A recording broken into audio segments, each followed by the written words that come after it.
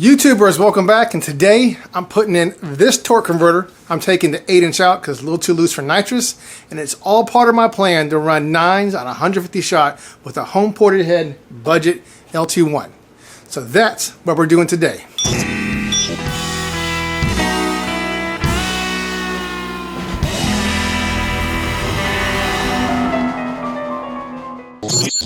So the first thing I did was just remove my little rig thing right here. I know people give this thing a hard time, but it's been there forever and it works really good. I feed the wires and I keep this right there, and it just keeps it all off from falling down there so that I have no fenders. So as long as it's working, I ain't gonna change it. But first things first, it's hotter than a barbecue at Satan's crib out here, so this has got to go on high. Time to get to work in this sweat box. Well, it looks like I'm going to have to drop the drive shaft down, obviously, so I can move the transmission that way.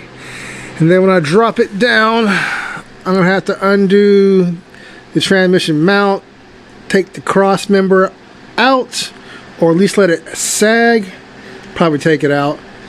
Then put the transmission jack under there. Then go to the bell housing bolts, undo those, undo the flex plate from the torque converter, and then slide the whole transmission back and put the other one on. It is a lot of work just to change the torque converter, but that's the only way to do it.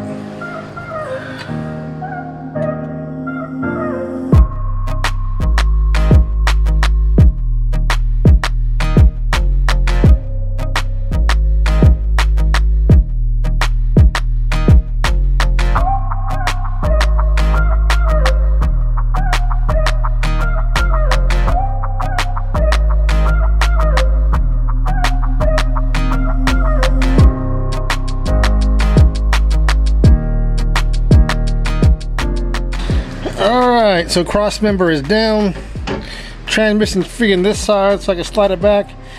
I just got to go up to the front now and undo the flex plate from the torque converter, then the bell housing bolts, and then we can put her in.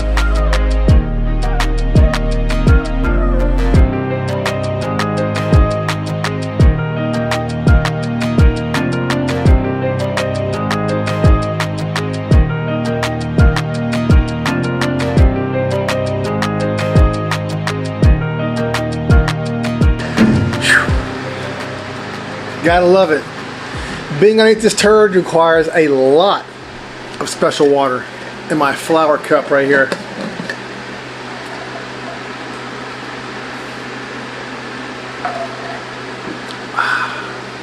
Let's get back to work. Okay, so here's the situation. I pretty much had to take the transmission all the way out to access the torque converter, so I might go to another plan. This is the TCI transmission that Gates Transmission rebuilt for me. And people are doing fireworks, apparently. You can hear them. It's not gunfire. And I called him, but he's not. I'm waiting for an answer. I might just put that one in because it's fresh, because that one's pretty much all the way out. So it kind of seems that I might as well just put a fresh transmission in there. I don't remember how much he built this one, so I'm going to ask him if he thinks that it will hold behind this motor and nitrous first.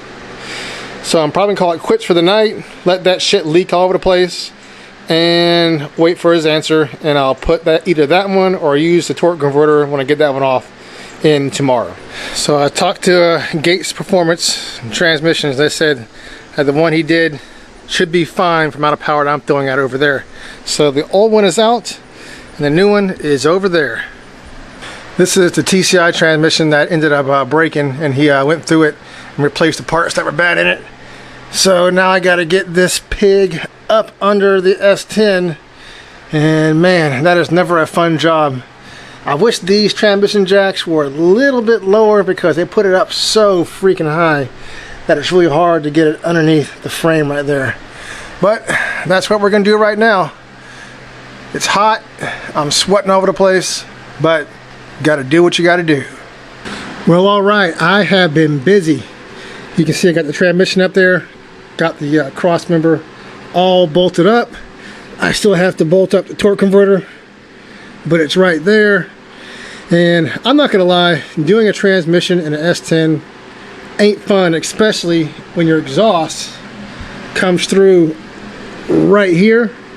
It leaves you no space for anything. So of course, it all has to come down to do anything, no matter how much you put it to the side. But I got the lines up here, they're connected, and I'm definitely gonna wait. So I got the motor half of my exhaust, come here, right there. So I'm gonna wait till I get the real collectors. So when I go up here to these guys right there, I won't have to do this again or jack it up. So I'm definitely gonna wait until I get the right collector gaskets, and I'm gonna put, like I said, I'm gonna put it in the pan. Let's go outside and show you the pan that I'm gonna put on there. It's the same one that I pulled off the other transmission, and I have a homemade transmission stand. You guys are gonna like this. All right, so let's mosey on out here. Oh, isn't that not the most baller transmission stand on the face of the planet? Yeah, probably not. But I had to do this because I usually, if I know I'm going to change the transmission, which I didn't know this time, I thought I was just doing torque converter, but I had to pull the whole thing out anyways. I usually put a smaller pan on there because it's easier to get out from underneath the truck, and I'll drain that one right there before I do it, because that one's way more beefy, and this makes a lot more clearance. You can put a tighter pan on there, which is why the other one has another pan. And yeah, so that's what I did there. And I have cleaned the pan out. It wasn't really that bad. I drove this thing all over the place with the 8-inch converter. I know it probably got hot, but there's probably a lot more life in that transmission. But you know, if I'm pulling all the way out and I have another transmission sitting there and it's fresh, might as well put in a new one, right? Hey, that's what you got to do sometimes. So I'm gonna put that transmission pan on the freshened up transmission and tighten up a couple of things underneath, and I'll probably be done, because I have a lot of work next week on my day job. It's really hard to make these videos, you know, when you work 40 plus hours a week in your day job. So hey guys, please like and subscribe, share my videos, hit that like button, and tell your friends so I can get some more views. So that way, hopefully, I can spend less time making a day job to pay bills. Maybe you two confront some of that, and I can do more cool stuff like this for you guys. That's why I like the rubber ones. You don't have to worry about the shit falling out in the TH350s. And if you are thinking about going to a trans specialty pan with the deep pan, just get it, because I'm going to tell you right now, I had to beat this pan off with a hammer for it to get off the other transmission. So wherever your transmission is leaking is damn sure not from this pan. And something else that I like about the trans specialty pans is, like, since you have to get it down lower, since it's a deep dish pan, it gives you an extension right there. They give you a bona fide bolt instead of these stupid screws that come with the stock TH350s. I hate these things. And if you're with me, like, trying to get those tight, you're like, man, I really hope I got that tight enough and that filter doesn't come off. But you don't got to worry about that with a bolt, because you can torque it down to correct specs. So if you want to get a trans specialty pan, remember, I don't have any stock or any say-so in them. I can just tell you, from coming to a stock pan to something like this, it's just way better.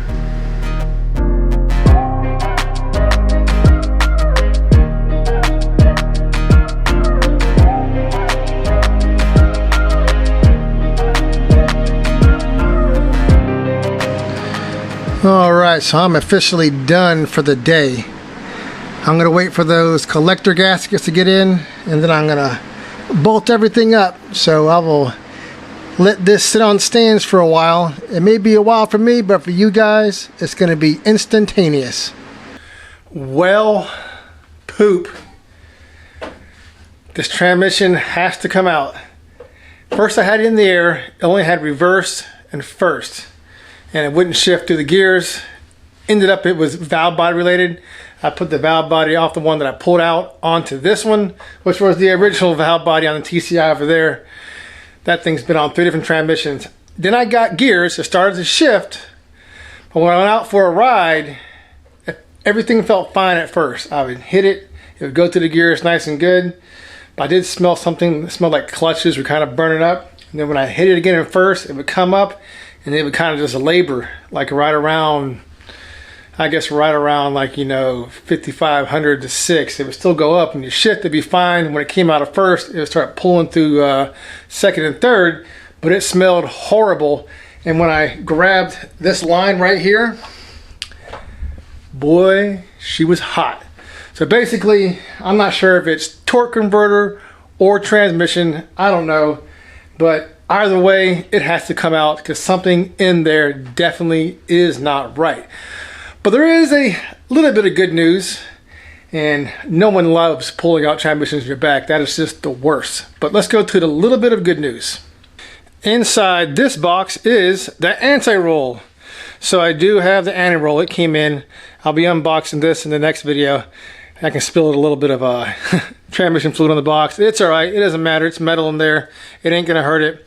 So it does have to go back up in the air for that. So I'll drop this transmission whenever I go to put this in there. And then I'll get it fixed. Get a new torque converter just to make sure nothing's wrong with that. And I'm going to put a 36 element HD sprag in this transmission too. I guess it's time to beef it up, go to that next level. So that'll be my next video, putting that on, and I'll be getting the other transmission fixed. It does seem like me and transmissions do have the worst luck. They either work or they don't for me. And this is the one that don't work. But I am going to work through this, gonna get it fixed, get it back on the road, get that anti-roll in there. And thank you guys for making it to the end of the video. Don't forget to subscribe, hit that bell for notifications, and that like button. Keep on wrenching. Until next time, peace.